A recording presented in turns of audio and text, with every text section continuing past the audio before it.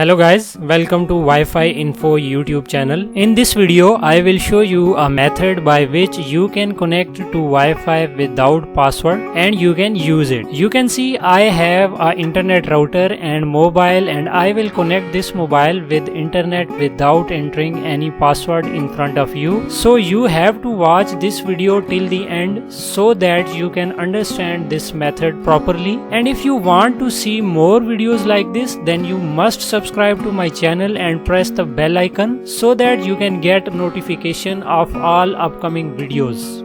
You can see I have internet router and my mobile that is connected to its Wi-Fi right now. I am disconnecting my mobile from this Wi-Fi in front of you. Now you can see that my mobile is disconnected from this Wi-Fi, and I have deleted this Wi-Fi from mobile by pressing the forget button. The name of this Wi-Fi is HO, and now you can see my mobile is disconnected from this Wi-Fi.